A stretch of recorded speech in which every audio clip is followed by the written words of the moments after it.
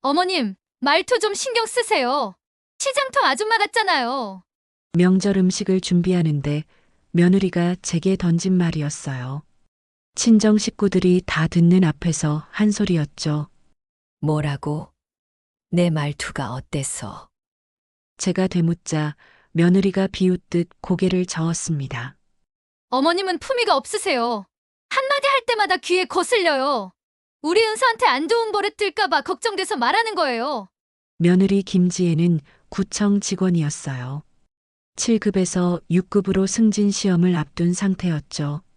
지방대 나왔지만 공무원 시험 붙은 뒤부터는 콧대가 하늘을 찔렀습니다.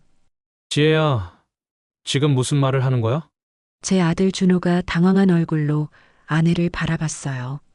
진실을 말하는 거예요. 어머님은 배운 게 없으니까 말씨도 거칠고 태도도 촌스럽잖아요. 우리 은서가 할머니 흉내내면 어쩌려고요? 며느리가 떳떳하게 맞섰습니다. 그 순간 저는 25년간 반찬 가게를 운영하며 쌓아온 자존심이 산산조각 나는 기분이었어요. 며느리는 알지 못했습니다. 제가 15년간 몰래 해온 일이 며느리의 공무원 봉급보다 훨씬 더 값진 것이었다는 사실을요. 안녕하세요. 달빛 담은 사연입니다. 오늘은 한 분의 가슴 먹먹한 사연을 들려드리려고 해요. 사연 시작하기 전에 구독과 좋아요 부탁드립니다. 알림 설정까지 해두시면 새로운 이야기를 빠짐없이 들으실 수 있어요. 여러분의 구독과 좋아요가 저희에게 큰 힘이 됩니다. 그럼 오늘의 이야기를 시작하겠습니다. 저는 올해 55살 박정숙이라고 합니다. 남편을 일찍 보내고 혼자서 아들을 길렀어요. 시장 구석에서 반찬 가게를 연 게 25년 전 일이었죠. 새벽 4시면 눈을 떴습니다. 장터에 가서 재료를 사야 했거든요. 싱싱한 식자재를 고르는 게 반찬 가게의 핵심이었으니까요. 5시부터는 밑반찬을 만들기 시작했어요. 멸치볶음, 콩조림, 무생채, 시금치나물, 고사리볶음, 버섯무침, 단골들이 즐겨 찾는 반찬만 20가지가 넘었습니다. 9시에 가게 문을 열면 손님들이 하나 둘 찾아오기 시작했어요. 사장님, 오늘도 멸치볶음 맛있게 만드셨죠? 물론이죠. 어제 멸치 들어온 거 보고 최고급으로 골라왔어요. 제 반찬을 사가는 손님들의 밝은 얼굴을 보는 게 가장 큰 기쁨이었습니다. 그렇게 25년을 달렸어요. 명절도 반납하고 일요일도 쉬지 않고요. 아들 준호를 대학교까지 보냈고 장가도 보냈습니다. 3년 전 며느리 지혜가 시집 왔을 때만 해도 괜찮았어요. 어머님 잘 모시겠습니다. 정중하게 인사하던 며느리였죠. 하지만 시간이 흐르면서 며느리의 태도가 변하기 시작했습니다. 1년 전 손녀 은서가 세상에 나왔어요. 지금 7살인데 제가 정성껏 돌봤죠. 며느리는 육아휴직을 1년 쓰고 곧바로 복귀했습니다. 승진 대비를 해야 한다면서요. 어머님, 은서 돌봐주시는 건 고맙긴 한데요. 은서한테 사투리 안 쓰셨으면 좋겠어요. 애 말 배우는데 방해된대요. 처음에는 그냥 염려하는 거라고 여겼어요. 어머님, 은서 옷 좀 신경 써서 입혀주세요. 다른 애들은 전부 명품 입는데 은서만 시장 옷 입히면 창피하잖아요. 그 다음에는 손녀 옷차림까지 간섭했죠. 어머님, 은서 보는 데서 그렇게 시끄럽게 웃지 마세요. 품격이 없어 보여요. 제 웃음소리까지 문제 삼기 시작했습니다. 꾹꾹 참았어요. 며느리가 직장에서 힘들어서 그러나 보다 했거든요. 하지만 이번 추석은 정말 견딜 수가 없었습니다. 명절 새벽 저는 3시부터 일어나 차례상을 차렸어요. 전을 지지고 나물을 만들고 고기를 재워서 구웠습니다. 8시쯤 지혜네 친정 어른들이 오셨어요. 장모님, 장인어른, 그리고 지혜 남동생 내외까지요. 어머, 상 정말 풍성하시네요. 장모님이 인사하며 훑어봤습니다. 아닙니다. 변변찮아요. 제가 겸손하게 답했죠. 식사가 시작되고 분위기는 화목했어요. 그런데 장모님이 불쑥 물었습니다. 사돈, 학교는 어디까지 다니셨어요? 중학교 2학년 때 그만뒀어요. 집이 어려워서요. 제가 숨김없이 답했습니다. 장모님이 잠깐 놀란 표정을 지었어요. 지혜가 재빨리 끼어들었죠. 어머님은 어릴 때부터 일만 하셨대요. 그래서 좀 거친 편이세요. 며느리가 저를 두둔하는 척하면서 낮췄습니다. 아, 그래서 말투가 그러시구나. 이해합니다. 장모님이 알겠다는 듯이 고개를 끄덕였어요. 제 가슴이 철렁했지만 표정 관리를 했습니다. 식사 뒤 설거지를 하는데 며느리가 부엌으로 왔어요. 어머님, 말투 좀 신경 쓰세요. 시장통 아줌마 같잖아요. 갑자기 쏘아붙인 말이었습니다. 뭐라고? 내 말투가 어때서? 어머님은 품위가 없으세요. 한마디 할 때마다 귀에 거슬려요. 며느리가 냉정하게 말했어요. 저는 설거지하던 동작을 멈췄습니다. 지혜야, 내가 지금 사실만 말하는 거예요. 우리 은서가 할머니 말투 배우면 어쩌려고요? 앞으로 은서 교육은 제가 전담할 테니까. 어머님은 그냥 밥이나 차려주세요. 며느리가 제 말을 끊고 나가버렸습니다. 저는 그 자리에서 한참을 멍하니 서 있었어요. 25년간 악착같이 일하면서도 누구 앞에서든 떳떳했는데 오늘 처음으로 제 자신이 초라하게 느껴졌습니다. 저녁이 되어 양가 어른들이 모두 떠나셨어요. 저는 혼자 설거지를 끝내고 거실로 나왔습니다. 준호와 지혜가 소파에 앉아 있었어요. 엄마, 오늘 고생했어. 준호가 지친 얼굴로 말했습니다. 그래, 수고하셨어요. 지혜도 건성으로 인사했죠. 저는 두 사람을 보다가 입을 열었어요. 지혜야, 아까 부엌에서 한 말. 어머님, 오늘 너무 힘들어요. 대화는 나중에 해요. 며느리가 제 말을 또 자르고 일어나 방으로 갔습니다. 준호는 난처한 표정으로 저를 보더니 아내를 따라갔어요. 저는 텅 빈 거실에 혼자 남았습니다. 창밖으로 달빛이 스며들었어요. 달을 바라보며 눈물이 났습니다. 제가 뭘 잘못한 걸까요? 배움이 적은 게 그렇게 큰 잘못인가요? 그날 밤 잠을 청할 수 없었습니다. 다음 날 새벽 평소처럼 4시에 일어났어요. 가게에 나가야 했거든요. 시장은 이미 활기찼습니다. 장사꾼들이 하나 둘 가게 문을 열고 있었죠. 사장님, 오늘 일찍 나왔네? 옆 가게 김 사장님이 인사했어요. 네, 오늘 손님 많을 것 같아서요. 저는 애써 웃으며 답했습니다. 반찬을 만들기 시작했어요. 손이 저절로 움직였죠.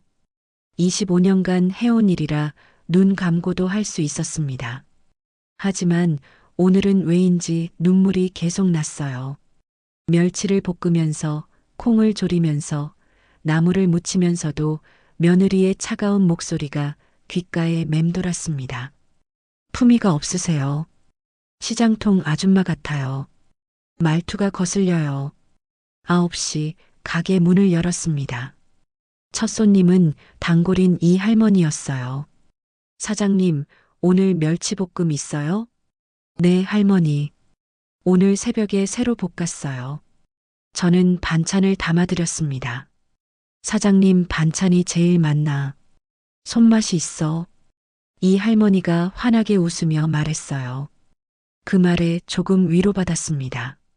점심때까지 손님들이 끊이지 않았어요. 반찬을 사가면서 한마디씩 칭찬을 해줬죠. 사장님, 이거 우리 남편이 얼마나 잘 먹는지 몰라요. 사장님 솜씨를 어디 가서 찾아요? 사장님, 우리 애들이 반찬집에서 만들어 달라는데 실력이 안 되니까 계속 여기서 사가요. 손님들의 칭찬이 제 마음을 조금씩 어루만졌습니다. 오후 3시쯤 한 남자분이 가게로 들어왔어요. 정장을 단정하게 입은 40대 중반쯤 되어 보이는 분이었습니다. 어서 오세요. 제가 인사했죠. 사장님, 여기 박정숙 사장님 맞으시죠? 남자분이 조심스럽게 물었습니다. 네, 맞는데요. 저는 구청 기획예산과 과장 최민수라고 합니다. 남자분이 명함을 건넸어요. 구청과장이라니 며느리 지혜의 상관일 수도 있었습니다. 무슨 일로 오셨어요?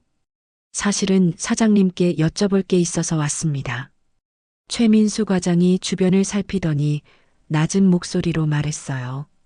혹시 사장님께서 15년 전부터 독거노인분들께 무료로 반찬을 배달하신 게 맞으신가요?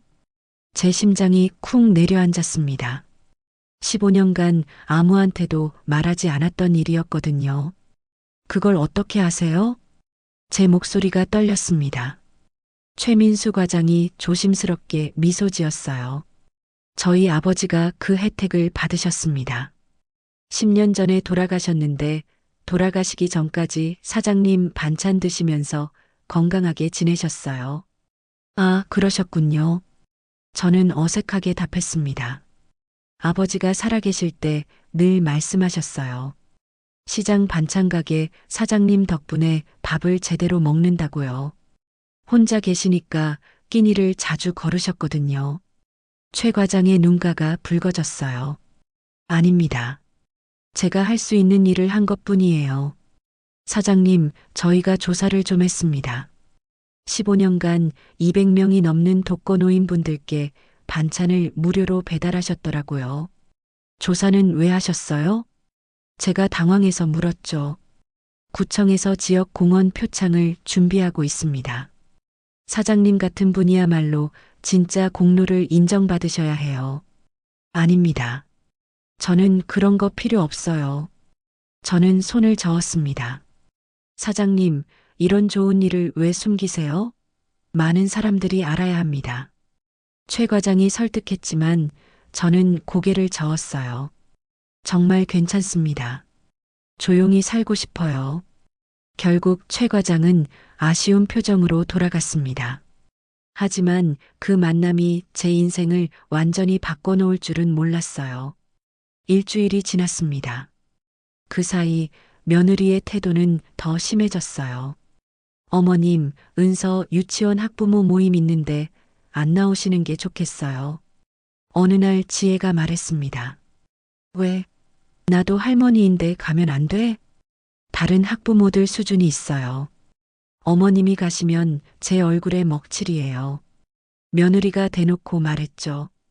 지혜야, 그게 무슨 소리야? 준호가 난처한 얼굴로 아내를 말렸어요.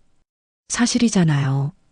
어머님은 패션 감각도 없고 말투도 그렇고 제가 공무원인데 그런 시어머니 있으면 동료들한테 뭐라고 보이겠어요? 며느리가 당당하게 맞섰습니다. 저는 더 이상 참을 수가 없었어요. 지혜야, 내가 지금 무슨 말을 하는 거니? 어머님, 솔직하게 말씀드리는 거예요. 어머님 때문에 제가 승진 심사에서 손해볼까봐 걱정돼요. 뭐? 요즘 공무원 승진할 때 가족 배경도 전부 봐요. 시어머니가 시장 반찬 가게 하는 거 다들 알면 제 평판이 나빠져요. 며느리가 차갑게 말했습니다. 그 순간 제 안에서 뭔가 뚝 끊어지는 소리가 들렸어요. 그래, 알았다. 내가 내 승진에 걸림돌이 되는구나. 저는 방으로 들어가 문을 닫았습니다. 그날 밤도 잠을 이루지 못했어요. 다음 날 새벽 평소보다 일찍 가게로 나갔습니다. 반찬을 만들면서도 며느리의 말이 계속 떠올랐죠. 시어머니가 시장 반찬 가게 하는 거 다들 알면 제 평판이 나빠져요. 제가 25년간 해온 일이 며느리한테는 부끄러운 일이었던 거예요. 9시쯤 가게 문을 열었습니다. 그런데 오늘은 손님이 평소보다 훨씬 많았어요. 사장님, TV 보셨어요? 단골 손님이 물었습니다. TV요? 무슨 TV? 어제 저녁 지역 방송에서 사장님 이야기 나왔잖아요. 네. 저는 깜짝 놀랐습니다. 몰랐어요? 독거노인분들 15년 동안 무료로 반찬 배달해 주신 분으로 소개됐어요. 다큐멘터리로요. 손님이 휴대폰을 꺼내 영상을 보여줬어요. 화면에는 제 가게가 나오고 있었습니다. 그리고 인터뷰하는 독거노인분들의 모습도요. 박정숙 사장님 덕분에 제가 살았습니다. 혼자 사니까 밥 먹기가 귀찮아서 자주 굶었는데 사장님이 매주 반찬을 갖다 주셔서 제대로 먹을 수 있었어요. 사장님은 천사예요. 돈도 안 받으시고 10년 넘게 반찬을 주셨어요. 화면 속 어르신들이 눈물을 글썽이며 말했습니다. 그리고 마지막에 최민수 과장이 나왔어요. 박정숙 사장님은 15년간 200명이 넘는 독거노인분들께 반찬을 무료로 배달하셨습니다. 아무한테도 알리지 않고 묵묵히 선행을 베푸신 분입니다. 저는 휴대폰을 보며 멍했어요. 그래서 오늘 손님이 많았던 거였구나. 사장님, 정말 대단하세요. 존경합니다. 와, 이런 분이 우리 동네에 계셨다니. 손님들이 감탄하며 말했습니다. 저는 어색하게 웃으며 주문을 받았어요. 점심시간이 지나고 오후가 됐습니다. 가게 문이 열리며 정장을 입은 중년 남자가 들어왔어요. 옆에는 젊은 여자가 함께였죠. 박정숙 사장님이신가요? 남자가 공손하게 물었습니다. 네, 그런데요. 저는 법무법인 정도의 변호사 강태수라고 합니다. 남자가 명함을 건넸어요. 변호사요? 무슨 일로요? 제가 긴장하며 물었죠. 놀라실 텐데요. 사장님께 유산 상속건으로 왔습니다. 유산이요? 저한테 무슨 유산이 있다고요? 혹시 송만철 어르신 기억하세요? 강 변호사가 조심스럽게 물었습니다. 송만철. 그 이름을 듣는 순간 가슴이 철렁했어요. 송 할아버지요? 네, 맞습니다. 송만철 할아버지는 제가 15년 전부터 반찬을 배달해 드렸던 분이었습니다. 혼자 사시는 분이었는데 항상 조용하고 말수가 적으셨어요. 매주 월요일마다 반찬을 갖다 드리면 고맙다는 인사만 하셨죠. 송 할아버지가 어떻게 되셨어요? 한 달 전에 돌아가셨습니다. 네. 저는 깜짝 놀랐어요. 저한테 왜 연락을 안 하셨어요? 제가 장례라도 치러드렸을 텐데. 할아버님께서 조용히 가시길 원하셨습니다. 그래서 가족장으로 치렀습니다. 가족이요? 송 할아버지 혼자 사시는 줄 알았는데요. 저희가 가족입니다. 저는 조카이고 이쪽은 조카딸입니다. 강 변호사가 옆에 젊은 여자를 가리켰어요. 아, 그러셨군요. 할아버님께서 평소에 사장님 이야기를 많이 하셨습니다. 10년 넘게 반찬을 갖다 주셔서 제대로 드실 수 있었다고요. 강 변호사가 말을 이었습니다. 당연히 해야 할 일이었어요. 송 할아버지 혼자 계시는데 어떻게 그냥 지나쳐요. 할아버님께서 유언장을 남기셨습니다. 강 변호사가 가방에서 서류를 꺼냈어요. 유언장이요? 네. 할아버님께서 전 재산을 사장님께 증여하신다는 내용입니다. 네. 뭐라고요? 저는 귀를 의심했습니다. 송만철 어르신께서 보유하신 전 재산을 박정숙 사장님께 증여한다. 이유는 10년 넘게 끼니를 챙겨주시고 말벗이 되어주신 은혜에 보답하기 위함이다. 이 유언은 공증을 받았으며 법적 효력이 있습니다. 강 변호사가 유언장을 읽어줬습니다. 저는 말문이 막혔어요. 잠깐만요. 전 재산이라는 게 얼마나 되는데요? 부동산과 금융자산을 합쳐서 약 50억 원 정도 됩니다. 50억이요? 제 목소리가 떨렸습니다. 네. 할아버님께서 젊으셨을 때 사업을 하셨습니다. 건설업으로 크게 성공하셨죠. 은퇴 후에 혼자 조용히 사시다가 돌아가셨습니다. 그런데 왜 저한테요? 조카분들이 계신데요. 저는 옆에 있는 젊은 여자를 봤습니다. 괜찮습니다, 사장님. 젊은 여자가 미소 지으며 말했어요. 저희도 할아버지 뜻을 존중합니다. 할아버지가 말년에 가장 고마워하신 분이 사장님이셨어요. 저희는 가끔 찾아뵙는 것도 힘들어 했는데 사장님은 10년 넘게 매주 빠짐없이 찾아뵙고 반찬 갖다 드리셨잖아요. 그래도 이건 너무 큰 돈인데요. 사장님, 할아버님 유언이십니다. 받아주셔야 합니다.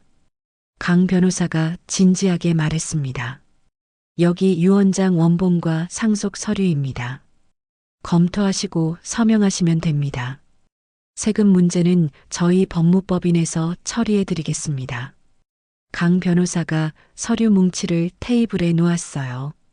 저는 그 서류를 멍하니 바라봤습니다. 50억? 평생 모아도 모을 수 없는 돈이었어요. 천천히 생각하세요. 급한 건 아닙니다. 다만 할아버님 뜻을 꼭 받아주셨으면 합니다. 강 변호사가 명함을 하나 더 놓고 일어섰습니다. 연락 주세요. 언제든 찾아뵙겠습니다. 두 사람이 가게를 나갔습니다.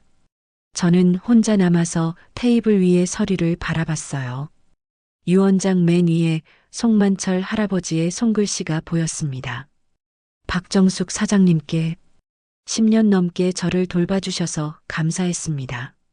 사장님 덕분에 외롭지 않게 말년을 보낼 수 있었습니다. 이 작은 보답을 받아주시길 부탁드립니다. 송만철 올림.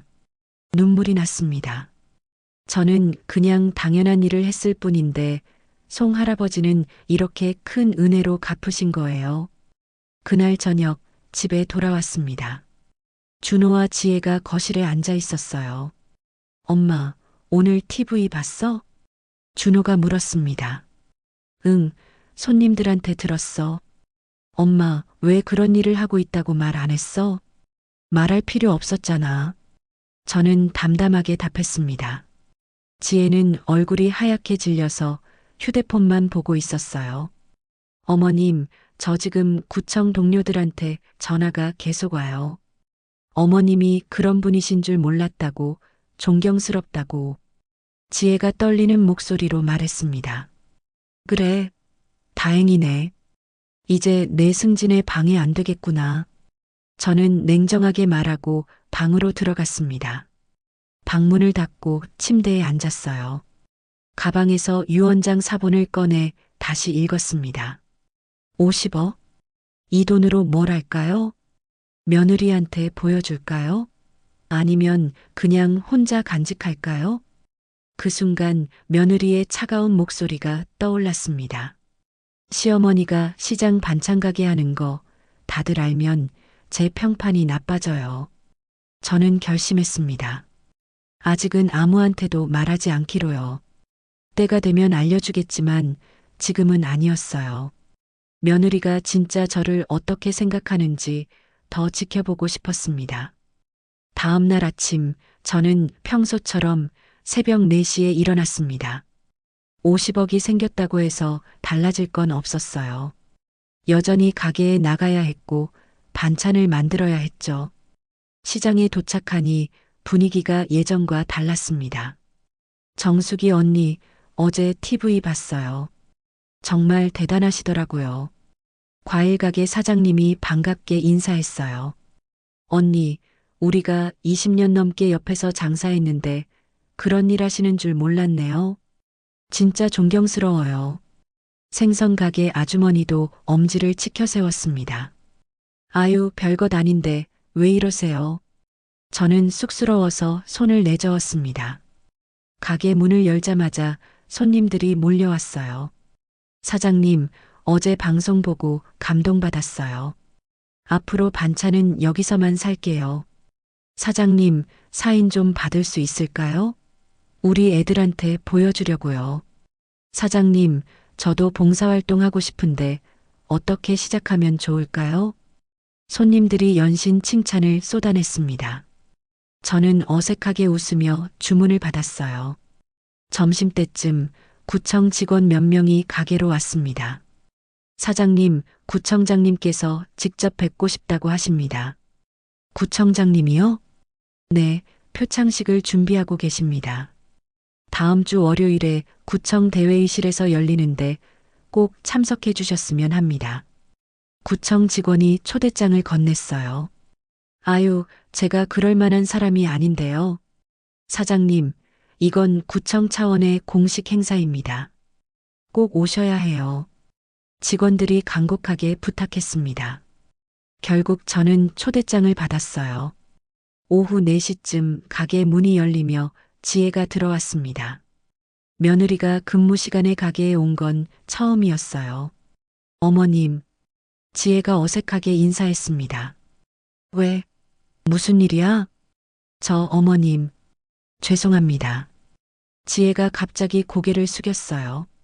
뭐가? 제가 어머님한테 너무 심하게 대했어요. 어머님이 그렇게 훌륭한 일을 하고 계신 줄 몰랐어요. 며느리가 떨리는 목소리로 말했습니다. 저는 며느리를 가만히 바라봤어요. 지혜야, 너는 내가 TV에 나와서 유명해지니까 이제 와서 사과하는 거니? 아, 아니에요. 어머님, 그럼 뭐야? 어제까지만 해도 나한테 시장통 아줌마 같다고 했잖아. 내 승진에 방해된다고 했고, 제 목소리가 차갑게 식었습니다. 어머님, 정말 죄송해요. 제가 잘못 생각했어요. 지혜야, 너는 내가 유명해지기 전에도 나를 존중했어야 하는 거 아니었니? 며느리로서 말이야. 지혜가 아무 말도 못하고 고개를 숙였습니다. 이제 와서 사과한다고 다 용서되는 게 아니야. 돌아가. 저는 냉정하게 말했습니다. 어머님, 손님 올 시간이야. 방해하지 말고 가. 지혜가 눈물을 글썽이며 가게를 나갔습니다. 저는 한숨을 쉬며 반찬을 정리했어요. 그날 저녁 집에 돌아오니 준호가 현관에서 기다리고 있었습니다. 엄마, 왜 지혜한테 그렇게 차갑게 대했어? 뭐? 지혜가 사과하러 갔는데 엄마가 쫓아냈다며? 준호가 따지듯 물었습니다. 그래, 쫓아냈어. 엄마, 지혜가 잘못한 건 인정해. 그런데 이제라도 사과하러 갔으면 받아줘야지.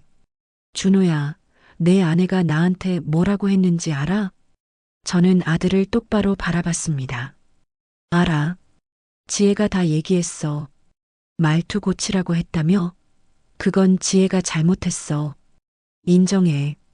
그것뿐이 아니야. 내 아내는 내가 시장 반찬 가게 한다는 게 창피하대. 자기 승진에 방해된대. 엄마, 준호야, 내 아내는 내가 TV에 나오고 유명해지니까 이제 와서 태도를 바꾸는 거야. 진심으로 반성하는 게 아니라고. 제 목소리가 높아졌습니다. 준호가 입술을 깨물었어요. 엄마, 그래도 지혜는 내 아내고 은서 엄마잖아. 가족이잖아. 가족? 가족이 가족한테 그렇게 대하니? 저는 방으로 들어가 문을 닫았습니다. 더 이상 아들과 대화하고 싶지 않았어요. 주말이 됐습니다. 토요일 아침 저는 가게에 나가지 않고 집에 있었어요. 거실에서 TV를 보고 있는데 초인종이 울렸습니다. 문을 열어보니 강태수 변호사와 조카딸이 서 있었어요. 사장님, 안녕하세요. 방해가 아니었으면 좋겠는데요. 아니에요, 들어오세요. 저는 두 사람을 거실로 안내했습니다. 사장님, 상속건에 대해 결정하셨나요? 강 변호사가 조심스럽게 물었습니다. 아직 생각 중이에요. 너무 큰 금액이라서요. 사장님, 이건 할아버님의 마지막 부탁이십니다. 꼭 받아주세요. 조카딸이 간곡하게 말했어요. 할아버지께서 유언장 쓰실 때 정말 행복해 하셨어요. 사장님한테 보답할 수 있어서 기쁘다고 하셨습니다. 그래도 50억은 너무 큰 돈이에요. 사장님, 할아버님께서 10년 넘게 건강하게 사실 수 있었던 건 사장님 덕분이에요. 돈으로 환산할 수 없는 가치죠. 강 변호사가 말했습니다. 저는 한참을 고민했어요. 알겠습니다. 받겠습니다. 감사합니다, 사장님.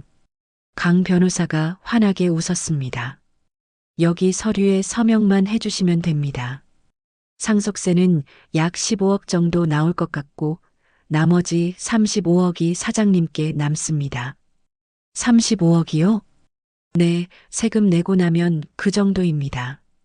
부동산은 팔지 않으셔도 되고 보유하고 계시다가 나중에 처분하셔도 됩니다. 강 변호사가 자세히 설명해 줬어요. 저는 서류에 도장을 찍었습니다. 사장님, 축하드립니다. 일주일 안에 모든 절차가 완료될 겁니다. 두 사람이 돌아가고 저는 소파에 주저앉았습니다. 35억. 평생 상상도 못했던 돈이었어요. 그때 준호가 방에서 나왔습니다. 엄마, 누가 왔다 갔어? 응, 아는 사람. 저는 대충 둘러댔습니다. 엄마, 지혜가 정말 반성하고 있어. 한 번만 기회를 줘. 준호야, 엄마가 생각할 시간이 필요해. 엄마, 나 좀 혼자 있고 싶어. 저는 방으로 들어갔습니다. 월요일이 됐습니다. 구청 표창식이 열리는 날이었어요. 저는 평소에 잘 안 입던 정장을 꺼내 입었습니다. 오전 10시 구청 대회의실에 도착했어요. 벌써 많은 사람들이 모여 있었습니다. 기자들도 와 있었죠. 사장님, 이쪽으로 오세요. 직원이 저를 단상으로 안내했습니다. 구청장님이 저를 반갑게 맞아줬어요. 박정숙 사장님, 오늘 정말 뜻깊은 날입니다. 사장님 같은 분이 우리 지역에 계셔서 영광입니다. 과찬이십니다. 저는 겸손하게 답했습니다. 표창식이 시작됐습니다.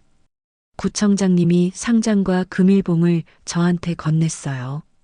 박정숙 사장님께서 15년간 200명이 넘는 독거노인분들께 무료로 반찬을 배달하시며 지역사회에 큰 공헌을 하셨습니다. 이에 감사의 뜻을 담아 표창을 드립니다.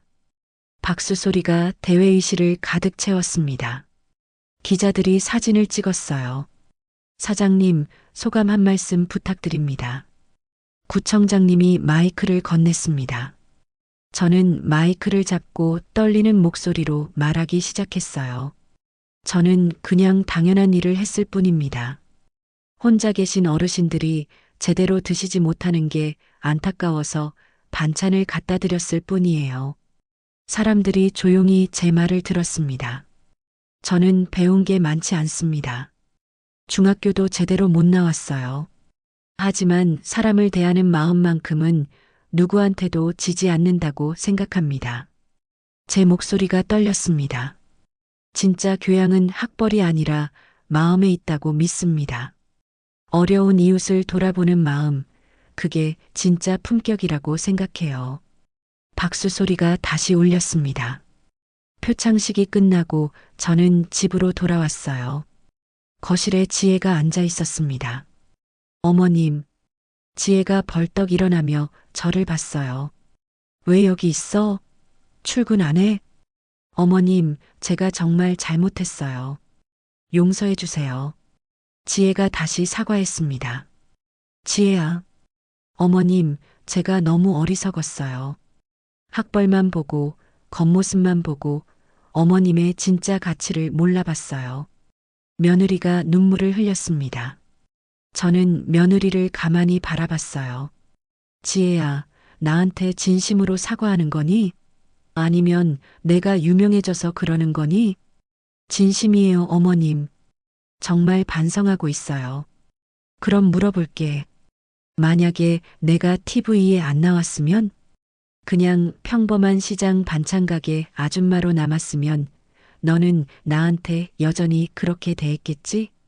지혜가 아무 말도 못하고 고개를 숙였습니다.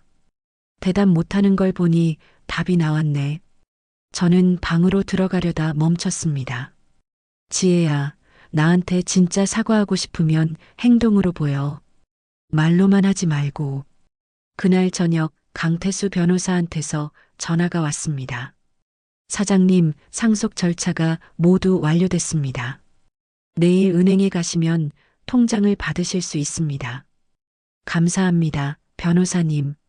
그리고 사장님, 부동산 관리건도 저희가 도와드릴 수 있습니다. 필요하시면 연락 주세요. 전화를 끊고 저는 창밖을 바라봤습니다. 35억. 이 돈으로 며느리를 시험해 볼 수 있을 것 같았어요.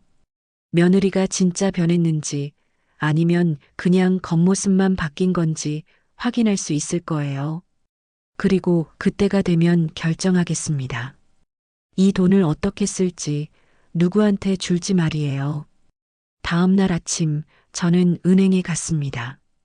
강태수 변호사가 미리 연락해둬서 절차는 간단했어요. 박정숙 고객님, 여기 통장입니다. 잔액 확인하시겠어요? 은행 직원이 통장을 건넸습니다. 통장을 펼쳐보니 숫자가 적혀 있었어요. 35억 2천만 원. 실감이 나지 않았습니다. 고객님, VIP 고객으로 등록해 드릴까요? 전담 직원이 배정되고 여러 혜택을 받으실 수 있습니다. 아니요, 괜찮습니다. 그냥 일반 통장으로 쓸게요. 저는 정중히 거절했습니다. 그리고 이 일은 비밀로 해주세요. 아무한테도 말하지 말아주세요. 물론입니다, 고객님. 고객 정보는 절대 보호됩니다. 은행 직원이 고개를 끄덕였어요. 저는 통장을 가방 깊숙이 넣고 은행을 나왔습니다. 시장으로 가는 길 핸드폰이 울렸어요. 엄마, 나 준호야. 왜? 엄마, 오늘 저녁에 외식하자. 지혜가 엄마한테 제대로 사과하고 싶대. 준호야, 엄마는 괜찮아. 엄마, 한 번만 기회를 줘. 제발. 아들의 간곡한 목소리에 저는 한숨을 쉬었습니다. 알았어. 몇 시에? 6시에 역 앞 한정식 집에서 보자. 그래. 전화를 끊고 저는 가게로 갔습니다. 평소처럼 반찬을 만들기 시작했어요. 가방 속 통장이 작고 신경 쓰였지만 손은 저절로 움직였습니다. 25년간 해온 일이었으니까요.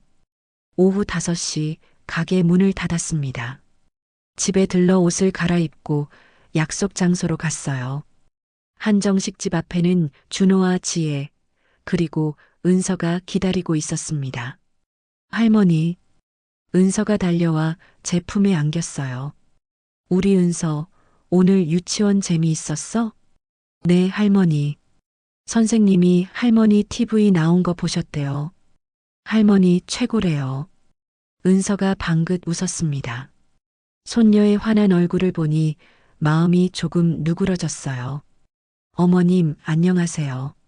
지혜가 조심스럽게 인사했습니다. 오늘 지혜는 화장을 연하게 하고 수수한 옷차림이었어요. 평소의 도도한 모습과는 달랐죠. 그래. 저는 짧게 답하고 식당 안으로 들어갔습니다. 예약한 방으로 안내받았어요. 음식이 하나 둘 나오기 시작했습니다. 엄마, 여기 음식 맛있다고 소문났어. 천천히 드세요. 준호가 제 앞에 반찬을 놓아줬습니다. 어머님, 지혜가 조심스럽게 입을 열었어요. 제가 정말 잘못했습니다. 어머님께 용서를 구하고 싶어요. 지혜야, 내가 뭘 잘못했는지 알아? 저는 젓가락을 내려놓고 며느리를 똑바로 바라봤습니다. 네. 제가 어머님을 무시했어요. 학벌만 보고, 겉모습만 보고, 어머님의 진짜 가치를 몰라봤어요. 그것뿐이니? 어머님께서 25년간 열심히 일하시며 준호 키우신 것도 무시했어요. 그리고 15년간 어르신들을 돌보신 그 마음도 이해하지 못했어요. 지혜가 눈물을 글썽였습니다. 지혜야, 너는 공무원이잖아. 공무원이 뭐 하는 사람이야? 국민을 섬기는 사람입니다. 맞아. 그런데 너는 시어머니도 제대로 섬기지 못하면서 무슨 국민을 섬긴다는 거니? 제 목소리가 차갑게 식었습니다. 지혜가 고개를 푹 숙였어요. 어머님, 제가 정말 잘못했습니다. 엄마, 지혜가 요즘 정말 많이 반성하고 있어. 매일 밤 울면서 자기 잘못을 뉘우쳐 준호가 아내를 감싸며 말했습니다. 준호야, 내 아내가 진짜 반성하는지 엄마가 시험해 볼 거야. 시험이요? 준호가 놀라며 물었습니다. 응. 앞으로 한 달 동안 지혜가 어떻게 행동하는지 볼 거야. 말로만 사과하는 게 아니라 행동으로 보여줘야지. 어머님, 뭐든지 하겠습니다. 말씀만 해주세요. 지혜가 간절하게 말했어요. 내일부터 지혜도 가게 나와. 아침 6시부터. 네. 지혜가 깜짝 놀랐습니다. 왜? 못하겠어? 아니요. 하겠습니다. 근무 시간 전에 갔다 올게요. 주말에도 나와. 한 달 동안. 네, 알겠습니다. 지혜가 고개를 끄덕였습니다. 식사가 끝나고 집으로 돌아왔어요. 방에 누워서 천장을 바라봤습니다. 며느리가 진짜 변할까요? 아니면 그냥 겉으로만 착한 척하는 걸까요? 한 달 뒤면 알 수 있겠죠. 다음 날 새벽 6시 가게 문을 열었습니다. 10분쯤 지나니 지혜가 헐레벌떡 뛰어왔어요. 어머님 왔습니다. 머리는 대충 묶었고 화장기 없는 얼굴이었습니다.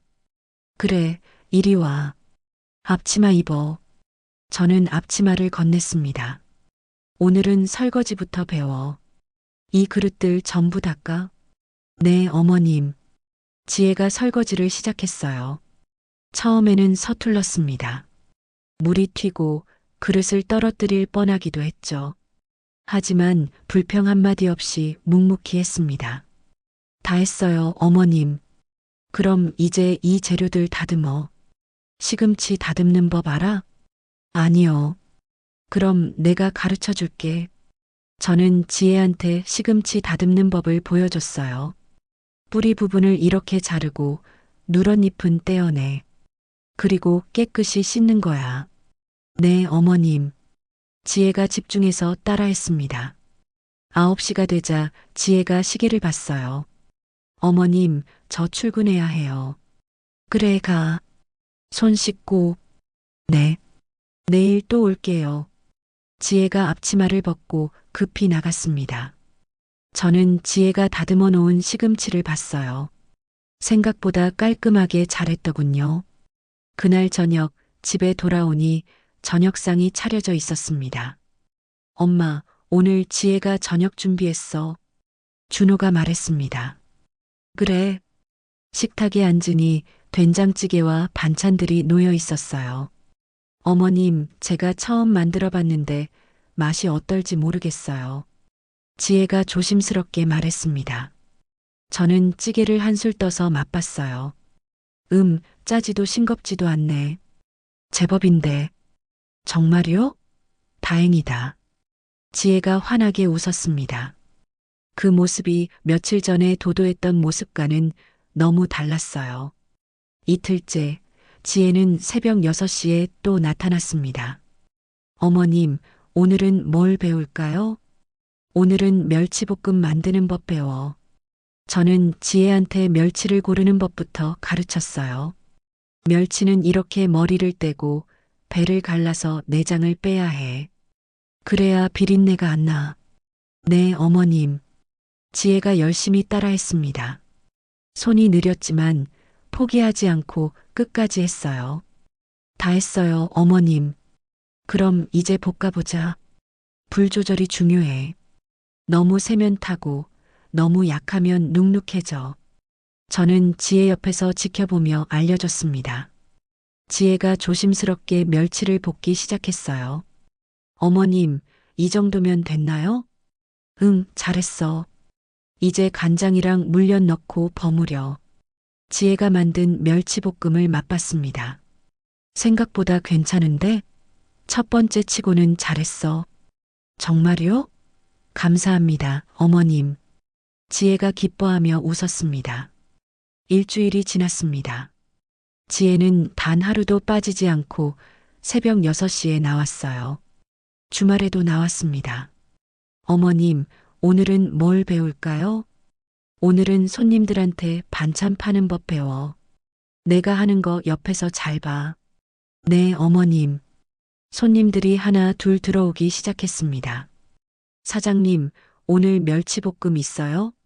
네, 할머니. 오늘 아침에 새로 볶았어요. 맛보실래요? 저는 멸치볶음을 조금 떠서 할머니한테 드렸습니다. 오, 역시 맛있네. 이거 포장해줘. 네, 감사합니다. 옆에서 지혜가 제 모습을 지켜보고 있었어요.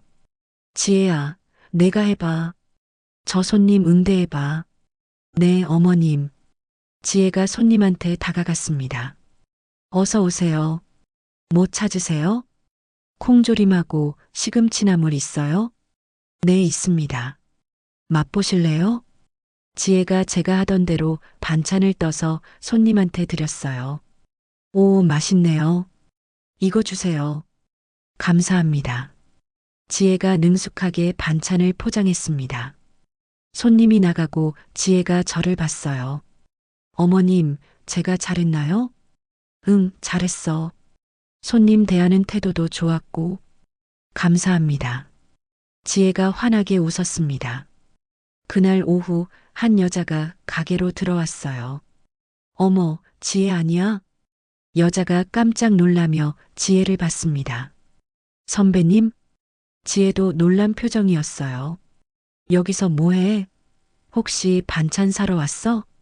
아니요, 제가 여기서 일해요. 뭐, 너 구청 다니잖아. 출근 전에 잠깐 나와서 어머님 일 도와드려요. 지혜가 당당하게 말했습니다. 어머님? 아, 시어머니 가게구나. 그래도 공무원이 새벽에 시장 일을 하다니. 너 승진 준비는? 여자가 비웃듯 말했어요. 승진보다 중요한 게 있어요. 어머님한테 제대로 배우는 거요. 뭘 배워? 반찬 만드는 거? 아니요. 진짜 교양이 뭔지 배우는 거요. 지혜가 또렷하게 대답했습니다. 여자가 어이없다는 표정을 지었어요. 참, 너 요즘 구청에서 소문났더라. 시어머니가 TV 나온 그 사람이라며? 네, 맞아요. 우리 어머님은 15년간 독거노인분들께 무료로 반찬을 배달하셨어요. 지혜가 자랑스럽게 말했습니다. 대단하네. 그럼 열심히 해. 나는 반찬 좀 살게. 여자가 반찬을 샀습니다. 여자가 나가고 저는 지혜를 봤어요. 지혜야, 아까 그 사람이 내 동료 맞지? 네, 어머님. 같은 과 선배예요. 부끄럽지 않았어? 동료한테 들키는 거. 아니요, 어머님. 전혀요. 오히려 자랑스러웠어요. 지혜가 환하게 웃었습니다. 그 순간 저는 느꼈어요. 지혜가 진짜 변하고 있구나. 2주일이 지났습니다. 지혜는 여전히 빠짐없이 나왔어요. 어느 토요일 오전이었습니다. 가게에 손님이 많았어요. 저는 주방에서 반찬을 만들고 지혜는 홀에서 손님들을 응대했습니다. 사장님, 멸치볶음 포장해 주세요. 콩조림하고 무생채 주세요. 시금치나물이랑 고사리 볶음요. 손님들이 주문을 쏟아냈습니다. 지혜가 능숙하게 반찬을 포장하며 웃는 얼굴로 응대했어요. 감사합니다.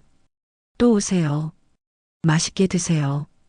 2주일 전에 도도했던 며느리가 아니었습니다. 점심시간이 지나고 손님들이 빠져나갔어요. 어머님, 제가 설거지 할게요. 그래, 고생했어. 지혜가 설거지를 하는 동안 저는 계산을 정리했습니다. 오늘 매출이 좋았어요. 다 했어요, 어머님. 지혜야, 이리 와서 앉아. 네, 어머님.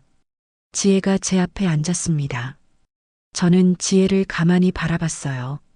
지혜야, 너 2주일 동안 정말 열심히 했어. 어머님, 아직 한 달 안 됐는데요. 알아. 그런데 엄마가 보기에 너 진짜 변한 것 같아. 지혜의 눈에 눈물이 맺혔습니다. 어머님, 저 정말 많이 배웠어요. 어머님이 얼마나 힘들게 준호 키우셨는지, 얼마나 많은 사람들을 도우셨는지 이제 알겠어요. 그래, 내가 깨달았으면 됐어. 저는 지혜의 손을 잡았습니다. 어머님, 용서해 주세요. 이미 용서했어. 지혜가 제 품에 안겨 울었습니다. 저도 눈물이 났어요. 3주일이 지났습니다. 지혜는 약속대로 한 달 동안 단 하루도 빠지지 않고 가게에 나왔어요. 이제는 제가 시키지 않아도 스스로 알아서 일했습니다. 어머님, 시금치 떨어졌어요. 제가 다듬어 놓을게요. 멸치도 준비해 놔야겠네요. 어제 많이 팔렸어요. 지혜가 척척 일을 처리했습니다. 마지막 날 아침이었어요. 지혜가 평소보다 일찍 나타났습니다. 어머님, 오늘이 마지막 날이죠? 그래. 어머님, 저 앞으로도 계속 나와도 될까요? 주말에만이라도요. 지혜가 조심스럽게 물었습니다. 왜? 힘들지 않아? 아니요. 여기 나오는 게 좋아요. 어머님이랑 함께 일하는 게 행복해요. 지혜가 환하게 웃었습니다. 그래, 내가 원하면 언제든 와. 감사합니다, 어머님. 오전 10시쯤 가게에 손님이 붐볐습니다. 그때 정장 입은 여자 2명이 들어왔어요. 어머, 지혜야? 한 여자가 놀라며 지혜를 불렀습니다. 과장님? 지혜도 깜짝 놀랐어요. 너 여기서 뭐 하는 거야? 오늘 토요일인데 출근 안 해도 되는 날 아니야? 저 시어머님 가게 일 도와드려요. 뭐? 내가? 과장이 믿을 수 없다는 표정을 지었습니다. 네, 한 달 동안 배웠어요. 반찬 만드는 것도 배우고 손님 응대하는 것도 배우고요. 임지혜, 너 승진 포기한 거야? 과장이 차갑게 물었습니다. 아니요. 하지만 승진보다 더 중요한 걸 배웠어요. 뭘? 진짜 봉사가 뭔지요. 우리 어머님처럼 묵묵히 남을 돕는 게 진짜 공무원의 자세라는 걸 깨달았어요. 지혜가 당당하게 말했습니다. 과장이 코웃음을 쳤어요.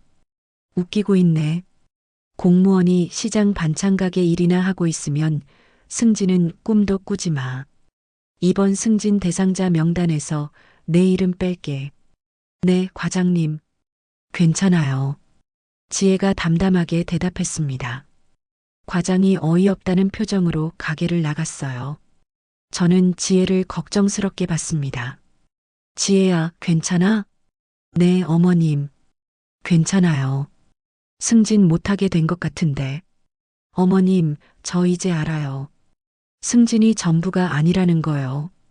어머님처럼 사는 게 더 값진 거예요. 지혜가 제 손을 잡았습니다. 저는 며느리가 정말 대견했어요. 그날 오후 가게 문을 닫고 집으로 돌아왔습니다. 저는 방에 들어가 금고를 열었어요.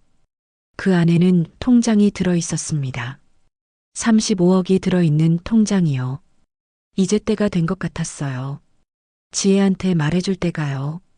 저녁 식사 때 온 가족이 모였습니다. 오늘 지혜가 한 달 과정 마지막 날이었지? 제가 물었습니다. 네, 어머님. 수고했어. 정말 잘했어. 감사합니다, 어머님. 그리고 너희한테 할 말이 있어. 저는 가방에서 통장을 꺼냈습니다. 이게 뭐예요, 엄마? 준호가 물었습니다. 통장이야. 통장이요? 한 달 전에 변호사가 찾아왔었어. 송만철 할아버지가 유언장을 남기셨다고. 송 할아버지요? 응. 내가 10년 넘게 반찬을 갖다 드렸던 분이야.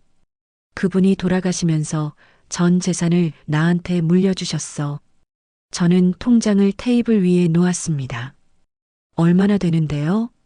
준호가 조심스럽게 물었습니다. 세금 떼고 35억.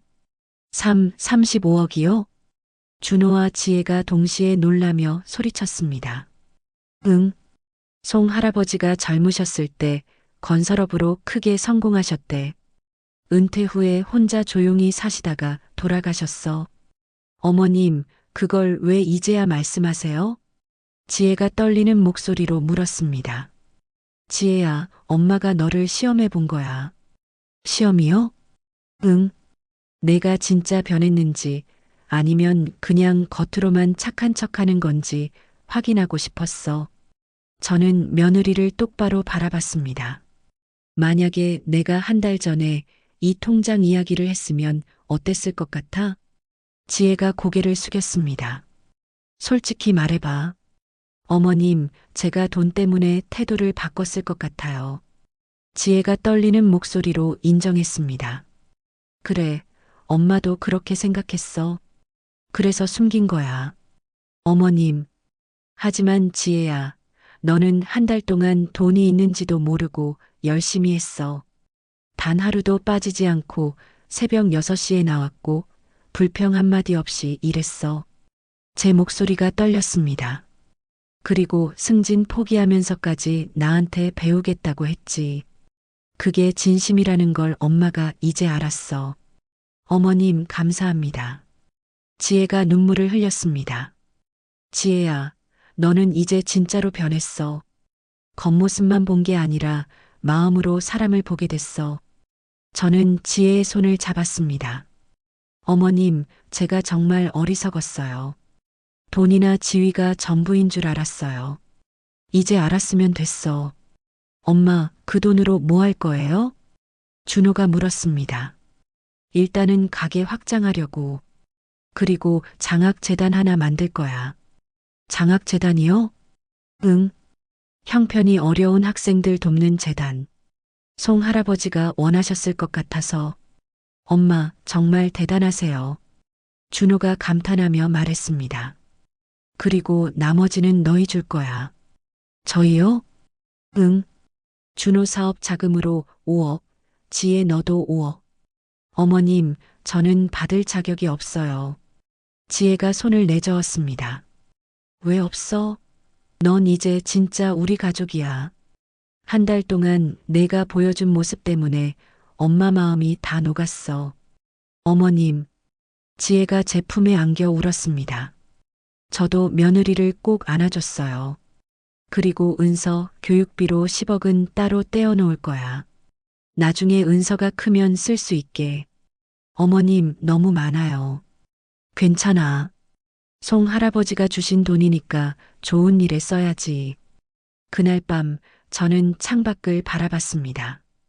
달빛이 환하게 비치고 있었어요. 송만철 할아버지 생각이 났습니다. 할아버지, 잘 쓸게요. 걱정하지 마세요. 저는 작은 목소리로 중얼거렸습니다. 일주일이 지났습니다. 구청에서 전화가 왔어요. 박정숙 사장님, 구청장님께서 뵙고 싶다고 하십니다. 무슨 일로요? 승진 심사건 때문입니다. 저는 구청으로 갔습니다. 구청장 사무실로 안내받았어요. 사장님, 어서 오세요. 구청장님이 반갑게 맞아줬습니다. 앉으세요. 차 한잔 하시죠. 감사합니다. 사장님, 사실은 임지의 주무관건 때문에 모셨습니다. 지혜 말인가요? 네. 과장님이 승진 명단에서 빼겠다고 보고했더라고요. 구청장님이 서류를 보여줬습니다. 아, 그러셨군요. 그런데 제가 직접 조사를 했습니다. 임지의 주무관이 한 달 동안 사장님 가게에서 봉사활동을 했더라고요. 봉사활동이라기보다는 배우러 온 거예요. 아닙니다, 사장님. 그게 진짜 봉사예요. 자기 시간을 내서 어르신을 돕고 몸으로 배우는 거요. 구청장님이 진지하게 말했습니다. 그리고 사장님처럼 15년간 독거노인을 도우신 분의 며느리잖아요. 그런 분한테 배운다는 게 얼마나 값진 교육인지 아십니까? 과찬이십니다. 그래서 제가 결정했습니다. 임지의 주무관을 이번 승진 명단에 넣겠습니다. 아니, 특별 승진시키겠습니다. 정말요? 네. 요즘 공무원들한테 필요한 게 바로 저런 자세거든요. 겸손하게 배우고 봉사하는 마음이요. 구청장님이 환하게 웃었습니다. 감사합니다, 구청장님. 아닙니다. 당연한 겁니다. 집에 돌아와서 지혜한테 말해줬어요. 지혜야, 승진됐대. 네. 정말요? 지혜가 깜짝 놀랐습니다. 응, 구청장님이 특별 승진시켜 주신대. 어머님 감사합니다. 어머님 덕분이에요. 아니야. 내가 열심히 한 덕분이지. 지혜가 제 손을 잡고 눈물을 흘렸습니다. 한 달이 더 지났습니다. 가게 확장 공사가 끝났어요. 옆 가게까지 합쳐서 규모가 2배로 커졌습니다. 어머님, 가게 정말 넓어졌네요. 그래, 이제 손님 더 많이 받을 수 있겠지? 새로 확장한 가게에는 식사 공간도 만들었어요. 어르신들이 오셔서 따뜻한 식사를 하실 수 있게요. 어머님, 제가 주말마다 여기 와서 어르신들 식사 대접할게요. 지혜가 말했습니다. 그래, 좋은 생각이야. 그리고 장학재단도 만들었어요. 송만철 장학재단이라고 이름 지었습니다. 할아버지 이름으로 만들면 할아버지도 기뻐하실 거예요. 강태수 변호사가 재단 설립을 도와줬습니다. 사장님, 이 재단으로 많은 학생들이 도움받을 겁니다. 고맙습니다, 변호사님. 첫 장학생 선발식이 있던 날이었습니다. 10명의 학생들이 장학금을 받았어요. 감사합니다, 사장님. 덕분에 고등학교 계속 다닐 수 있어요. 한 학생이 눈물을 흘리며 인사했습니다. 열심히 공부해. 나중에 내가 또 다른 사람 도와주면 돼. 저는 학생의 어깨를 토닥였습니다. 지혜도 옆에서 박수를 쳤어요. 어머님 정말 멋지세요. 우리 다 같이 하는 거지. 그날 저녁 온 가족이 모여 저녁을 먹었습니다. 할머니 TV에 또 나왔어요. 장학재단 만든 거요. 은서가 신나게 말했습니다. 그래, 우리 은서가 봤구나. 네, 할머니가 세상에서 제일 멋있어요. 은서가 제 품에 안겼어요. 할머니, 나도 커서 할머니처럼 착한 사람 될 거예요. 그래, 우리 은서. 넌 벌써 착해. 저는 손녀를 꼭 안아줬습니다. 엄마 고생 많으셨어요. 준호가 말했습니다. 어머님, 저 정말 어머님 만나서 행운이에요. 지혜도 눈물을 글썽이며 말했습니다. 우리 모두 행운이지. 이렇게 함께 있으니까. 창밖으로 달빛이 들어왔습니다. 따뜻한 달빛이 우리 가족을 비추고 있었어요. 여기까지가 제 이야기입니다. 저는 중학교도 제대로 못 나온 사람입니다. 며느리한테 말투가 거칠다는, 교양이 없다는 소리를 들었었죠. 하지만 지금 생각해보면 그 아픔이 있었기에 우리 가족이 진짜로 변할 수 있었어요. 진짜 교양은 학벌이 아니라 마음에 있습니다.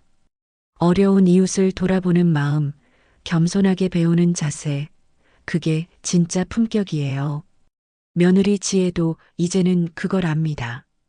한 달 동안 새벽 6시에 일어나 시장 일을 배우면서 깨달았죠.